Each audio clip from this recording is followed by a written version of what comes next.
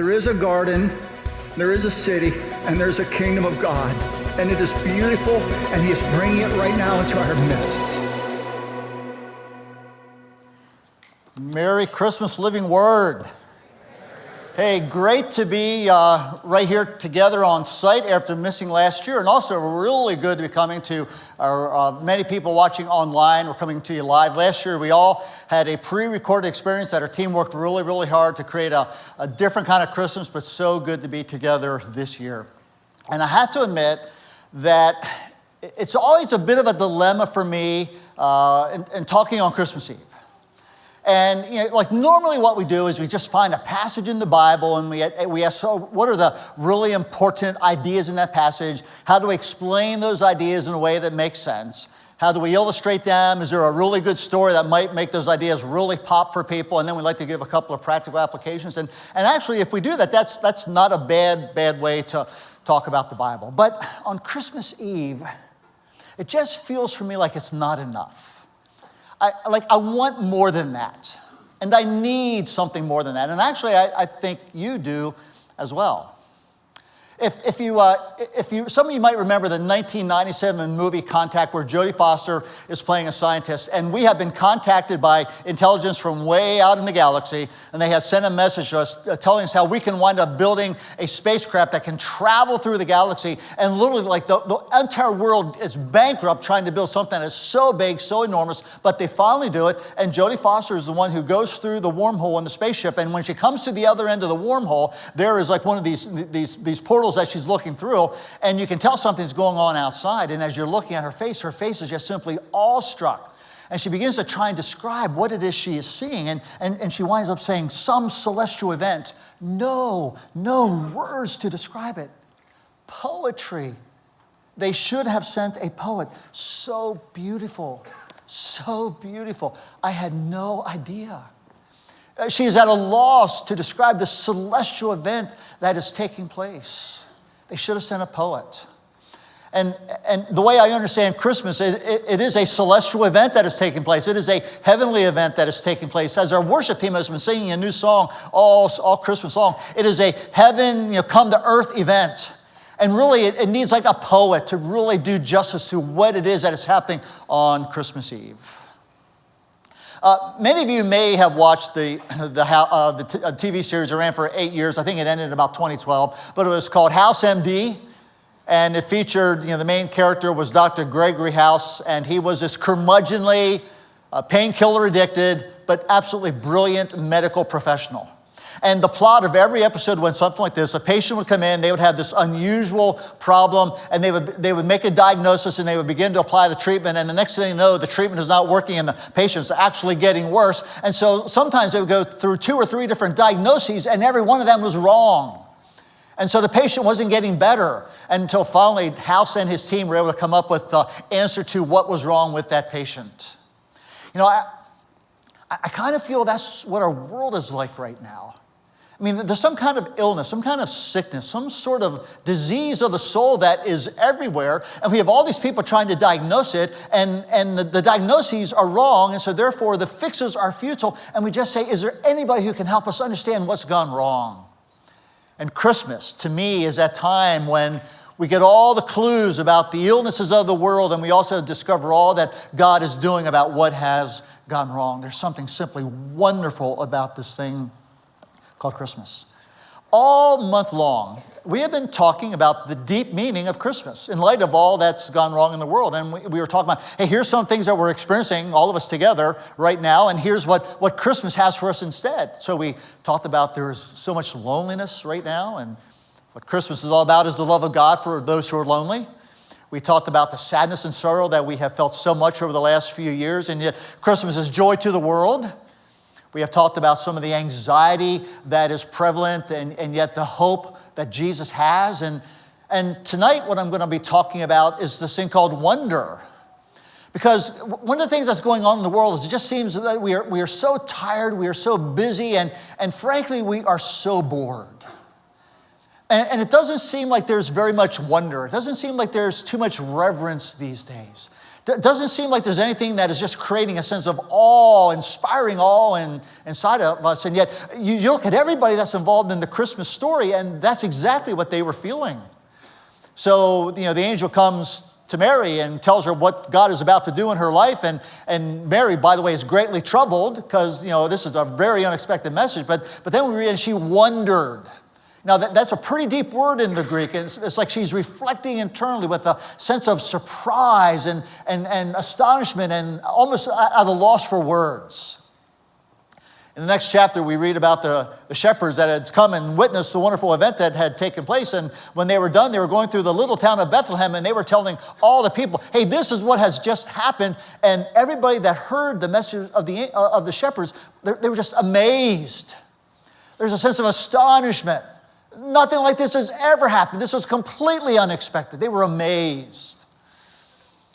Mary wound up treasuring these things in her heart. I just love that word. It's like when something is precious, when something is of infinite value, you guard it, you protect it, you hide it away. And so she was treasuring up all these things that were taking place. And back to the shepherds again, when everything was done, they just went right back out to their fields, but they went glorifying and praising God. And that word glorifying, that's what you do when you're in the presence of glory. You give honor and reverence and due and praise to that which is glorious. And that's what the shepherds were doing. So, all of these people are having very, very profound reactions to the things that are taking place at Christmas. They're all experiencing deep reverence, deep joy, awe, amazement, astonishment, and all the stuff that we are meant to experience at Christmas. And yet, we don't have that experience so much anymore. Some of those things I talked about are realities that seem to have kind of disappeared in our culture. That's not what goes on in our day-to-day existence.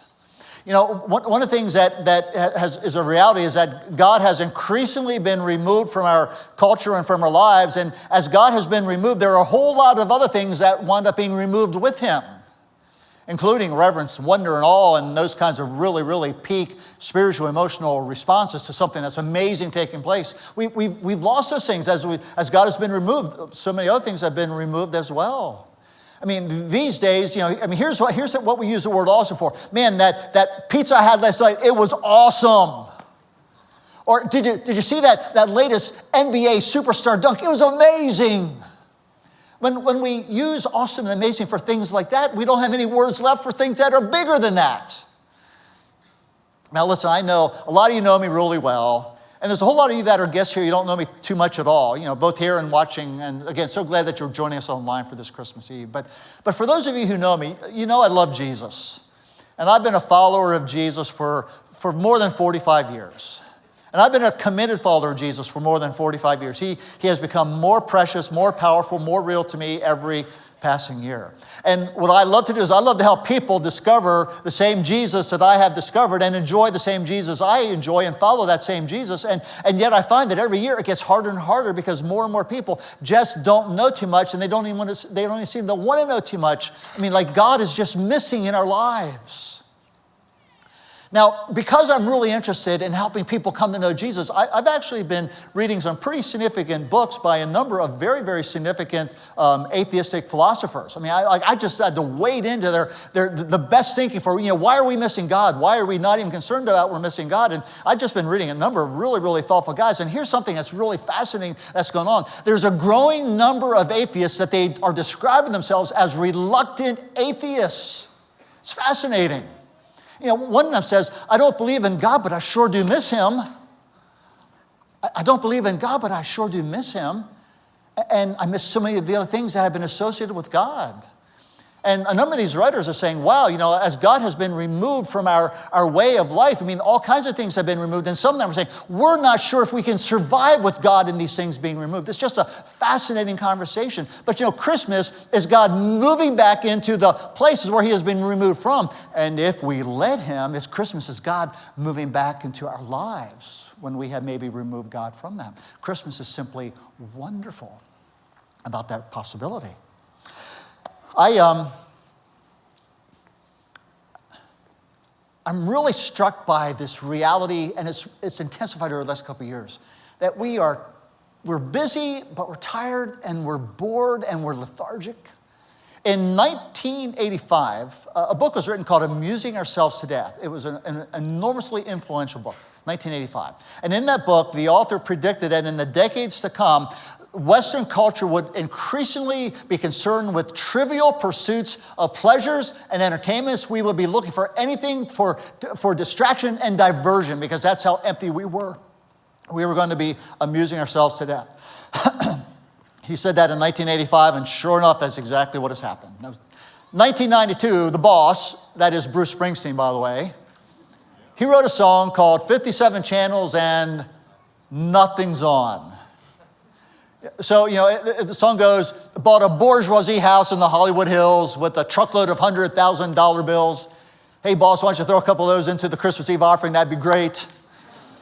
And then they had the cable guy come, and he hooks up this massive satellite TV, and that evening his baby me, they're just surfing the channels, and they do it way into the hours of dawn, and 57 channels and nothing's on. 57 channels and nothing's on. I'm thinking, how old-fashioned? 57 channels? That's it? I've got 157 channels. And literally the other day I was flipping through a lot of that, and really there was nothing on. And you might have 1,057 channels and there's nothing on. But you see, the reason there's nothing on is because there's something inside of us that we're just bored and tired and lethargic, and nothing's on. God has been removed from our lives. And when God has been removed from our lives, something pretty significant has happened. The word boredom. Oh, I'm sorry, I forgot to mention this. Then in 2002, another author just studied boredom in our culture. It's fascinating. And he said, hey, they actually looked back at people in 1900, and they said, all right, what's the life expectancy of somebody in 1900? And how many hours will they spend working? And then they did the same thing at the year 2000. So what's the life expectancy of somebody living in the year 2000? And how many hours will they spend in their life working? And here's what they discovered. The difference in just 100 years is those who were living in the year 2000, they now had 22 more years of leisure activity. 22 more years. Now, by the way, I'm not talking they have 22 more years with maybe a couple hours every day for leisure. They had 22 more years. They had 200,000 more hours. They're done work, they're done sleep, they're done a couple of the basic life necessities, and they now have an extra 200,000 hours than what we had back in 1900. And we have more stuff to do than ever, and we're more bored than ever. What in the world are we going to do with 200,000 more hours? You know, the word boredom did not even exist really in the English language until sometime in the mid-1800s. We didn't have a need for it. And they went looking for, some help, and they actually went to the French language, and they found the word in the French that they sort of borrowed the idea. And the word in the French, well, there it is. I think they have it on the screen there for you. It's a little hard to pronounce, especially if you're from York, Pennsylvania. First time, N-U-E, N-U-I. One of my friends said, no, maybe it's like N-U. Well, then I went to Google, and it said, how do you pronounce that? And it said, ennui. Ennui is how you pronounce that word. That's how a Yorker pronounces it, ennui. Actually, the word is like more terrible in the French than it is in the English. In the French, it kind of means there's this like lethargic sadness that you have. There's kind of like this tired apathy. There's this dullness about life. And what makes that so tragic is we are meant to experience astonishment, delight, and wonder, and yet we are so darn bored. The entire Bible is the story of God encounters. God moving back into our lives.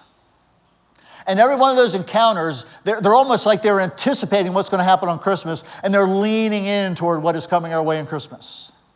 A couple of my favorite God encounters, way back in Genesis chapter 27, there's a guy named Jacob. He has made a royal mess of his life. He has ruined every relationship. His family is so mad, they almost want to kill him, and so he goes running away. Has to get away. That's how bad things are. And as he's on his journey getting away from his family, he sleeps one night, And as he's sleeping, he has a dream, and it's Jacob, and the dream he has is of this staircase winding up to heaven, and there are angels descending, there are angels ascending, and there at the top of the staircase is God Almighty, and God gives a striking promise to Jacob, and Jacob wakes up, and he wakes up, he's afraid, and he says, surely God was in this place, and I did not know it, and he actually names the place Bethel, which means house of God. God is in this place, so it's a Bethel, house of God. Now, by the way, do you know Bethlehem? It doesn't mean house of God, it does mean house of bread. But the one who is born in Bethlehem will, when he is a full-grown man, say to all those who are listening, I am the bread of life. And so it's really fascinating to me, is Bethel is house of God. Bethlehem is the house of the bread of life.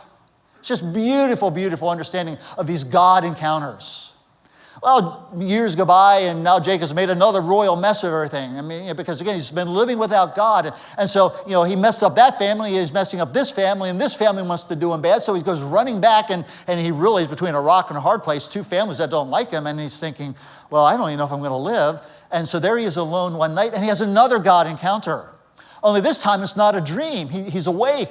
And the stranger comes, and we're not quite sure who's the stranger, but it turns out that the stranger is God, and they have a wrestling match all night long. And at the end of the wrestling match, God gives Jacob a new name, Jacob, which means deceiver. He gives a new name. Jacob, you will now be known as the one who struggles with God. And Jacob named that place where he struggled with God Peniel, which means the face of God. And he says, I saw the face of God, and I lived. And then we come to Bethlehem, and we see the face of God lying there in the manger. And we see the face of God, and we don't just live. We see the face of God in Jesus, and we come alive for the first time because he is life itself. I mean, it's just beautiful, these God encounters that are anticipating and leaning in toward Christmas. Christmas Eve is God in the house. That's Bethel. Christmas is Bethel, God in the house. Christmas is Peniel, God in the flesh. Christmas is Emmanuel, God with us. Christmas is simply wonderful because of the fact that God is with us. Christmas is wonderful because it's a meeting place. One of my favorite songs we sing all the time, Little Town of Bethlehem. The hopes and fears of all the years are met in thee tonight. It's like, here's our hopes. We hope for God. We hope for love. We hope for meaning and purpose and beauty and glory and dignity and friendship. And we hope for those things. But at the same time, we're afraid we're not going to get it. And so somehow, mystically, all these hopes and fears for thousands of years before and thousands of years after, they rise up and they descend on this little town of Bethlehem. It's a meeting place for our hopes and our fears. And God doing something about all of it. But it's a meeting place of something even bigger. That French philosopher Pascal, who by the way knew all about boredom, ennui, he knew all about that. He said there is inside of every one of us a God-shaped vacuum that can only be filled by God himself. And when we try to fill this God emptiness with something else, it just doesn't work. In Ecclesiastes chapter 3, verse 11, the Bible tells us God has placed eternity in our hearts. But the word is actually olam. God has put olam in our hearts. Now, olam does mean eternity, but olam also means immensity. And the translators didn't know which word to use. I frankly think they should have used both. But God has placed eternity and immensity inside every one of you sitting here. Everybody who's watching, God has put eternity and immensity inside of you. You are bigger on the inside than you are on the outside. No matter how many Christmas cookies you eat this year. You're bigger on the inside. You're immense on the inside. I mean, in some way, God has put all the time and all the space inside of you.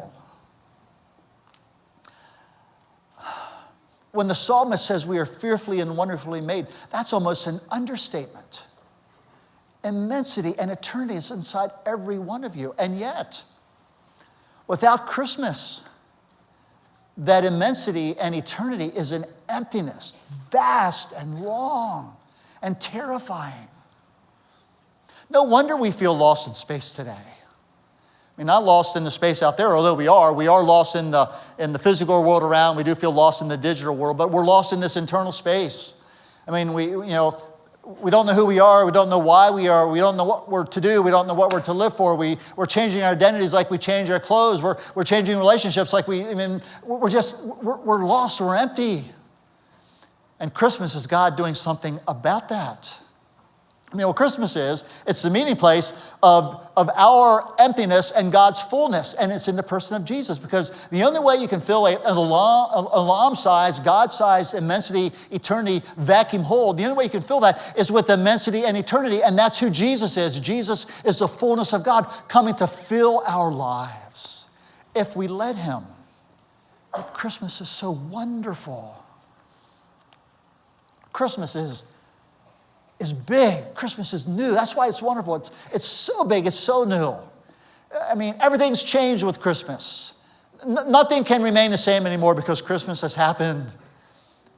You know, Christmas is so big and Christmas is so new that God had to send a legion of angels just to announce this big new thing that is happening in Christmas. And so there they were, that host of angels in heaven. They were saying, "Glory to God in the highest, and on earth peace among men on whom his favor rests." You know, joy to the world, the Lord has come. Let earth receive her King. And let earth receive the wonders of the love of this one who has come to us.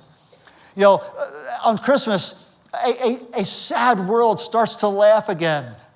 On Christmas, a weary world starts to find energy again. On Christmas, a tired and bored world, we start to find beauty and glory again. It's all happening on Christmas, which is why it's so wonderful. It's so big and it's so new. And Christmas is wonderful because it never ends. It never ends. Oh, sure, the first events, they came to an end, but not with Christmas Unleashed. That did not come to an end.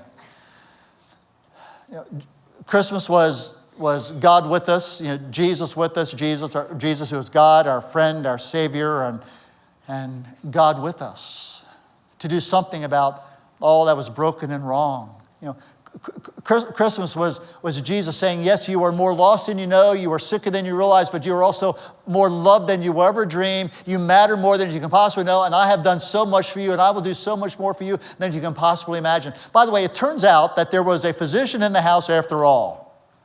His name was Jesus. Because one of the favorite terms that the early church loved to use for Jesus, he was a great physician who came to cure and care for all hurting souls. It turned out we needed a doctor and we got one. His name was Dr. Jesus. It's amazing. It's amazing. And the medicine was grace and love and mercy, the wonders of his love. And it continued. You know, the shepherds, they went back to their fields, but they went back rejoicing, worshiping. They carried the wonder with them. You know, Mary and Joseph, eventually they went back home, but Mary carried the wonder with her because she was treasuring these things up in her heart. You know, Christmas has never come to an end. Every year, ever since the first Christmas, every new Christmas, here we are again with the wonders of his love, the beauty of the season, the joy to the world, the peace on earth, and all that Christmas. It just never comes to an end. It's a celestial event. It is so beautiful. It is so wonderful. And we need a poet to help us understand. Would you bow with me for a word of prayer? Because I just want to pray that you'll understand the wonders of his love. It's a silent and holy night. Just enjoy the silence and the holiness for a moment.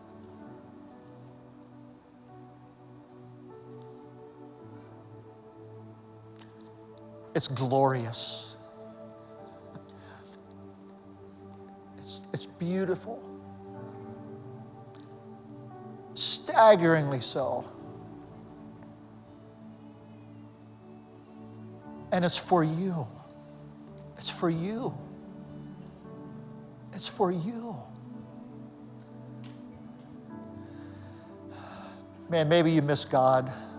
You don't have to anymore. Christmas is all about the God you miss coming to be with you. And if you've been missing God, you know, it's so simple. The Christmas song itself says, just for all the dear souls that will let him enter, and just say, enter in, he enters in. Just say, Jesus, enter in to this really big, vast eternity and immensity. Enter in. And he does. You know, one of the reasons we love music and art and beauty here so much is it does help us connect with God with us. So we have a few more songs. We have a special part of our evening that we're going to do, and just continue to enjoy the wonders of his love.